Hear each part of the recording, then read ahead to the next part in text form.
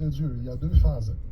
Il y a deux phases pour entrer dans la volonté de Dieu. La première est de soumettre notre volonté pour accomplir la volonté de Dieu. Alors, si vous n'avez pas fait cela à date, c'est que vous n'êtes pas du tout un chrétien. Dieu veut que nous soumettons notre volonté à sa volonté pour accomplir sa volonté.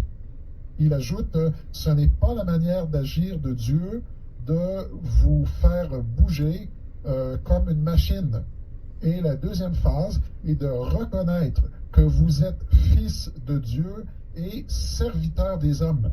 Et je considère que la plus merveilleuse application de cette vérité est le fait que Dieu le Père nous a accordé le Saint-Esprit pour que nous puissions l'utiliser pour lui-même. Et vous savez, pour certaines personnes, cela est presque un blasphème, que Dieu nous a donné le Saint-Esprit pour que nous l'utilisions pour Dieu. On a l'impression d'utiliser un outil, n'est-ce pas? Il ajoute, le Seigneur nous a dit, les croyants imposeront les mains aux malades et les malades seront guéris. Mais si vous n'imposez les mains à personne, personne ne sera guéri. Par contre, si vous avez la foi de croire que vous avez en vous le Saint-Esprit et que vous pouvez l'utiliser pour la gloire de Dieu, votre cœur et vos mains seront à ce moment-là disponibles. Et cela m'attriste beaucoup de constater que Dieu doit commencer à chercher un être humain et de se battre avec lui pour le convaincre d'accomplir la volonté de Dieu. Et actuellement, c'est ce que la majorité des chrétiens croient. Ils se disent que, ah oui, Dieu doit me le dire avant que j'agisse. Ils ne font rien.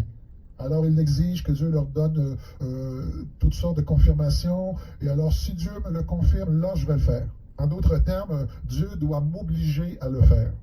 Tandis qu'à l'opposé, notre attitude devrait en être une de continuelle disponibilité par amour pour Dieu. Oh Seigneur, je vais faire ceci, je vais faire cela, tu veux que j'impose les mains malades, j'y vais immédiatement. Et Lake ajoute, il y avait une école biblique dans l'État de l'Ohio où les étudiants étaient dans l'attente de Dieu et ils ont prié pendant 9 mois pour recevoir les dons du Saint-Esprit. Et Lake leur a dit, il me semble bien que si vous deviez continuer à prier pendant 10 ans et 9 mois, vous demeureriez toujours dans l'attente des dons du Saint-Esprit. Mais si vous enlevez vos manteaux et roulez vos manches, et si vous sortez et utilisez ce que Dieu vous a donné pour bénir les autres, il vous donnera même davantage. Vous comprenez cela? Qu'est-ce que les chrétiens font? Ah, nous voulons avoir un réveil. Qu'est-ce qu'ils vont faire? Alors là, on va faire une réunion de prière. Et ils vont prier pendant 10 ans pour recevoir un réveil. Tandis que tout ce qui est nécessaire pour le réveil, c'est que vous, premièrement, soyez réveillés et que vous accomplissiez les œuvres de Dieu. Vous devez sortir dans les rues, prier avec les gens. Et lorsque les gens seront guéris, oui, ils viendront à l'Église. Et lorsque les gens de l'extérieur viennent dans l'Église, c'est ce que nous appelons un réveil. D'ailleurs, actuellement, ce que les gens appellent un réveil n'est pas un réveil. Un réveil, c'est lorsque les chrétiens décident d'aller accomplir la volonté de Dieu.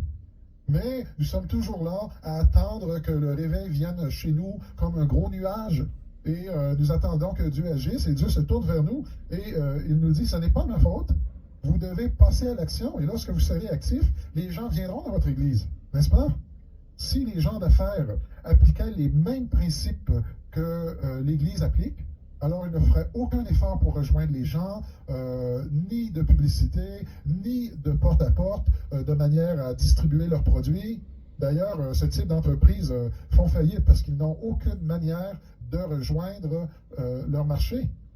L'attitude des chrétiens est celle-ci, nous allons ouvrir une église et de toute façon, les gens verront où nous sommes et s'ils veulent venir, ils sauront bien nous trouver. Et ce n'est pas ce que dit la Bible. La Bible nous dit d'aller vers les gens. La Bible n'a jamais dit « assis-toi et attends que les gens viennent vers toi ». D'ailleurs, pourquoi devraient-ils choisir d'aller dans votre église plutôt que dans la salle des témoins de Jéhovah? Eux, ils ne voient pas de différence et ils ne savent pas qui a raison et qui a tort. Alors, ils ont tout un éventail de choix. Donc, vous devez démontrer aux gens quelle est la vérité. Alors, encore un petit brin de lecture, une autre lettre du Dr. Lake. Alors là, j'ai un peu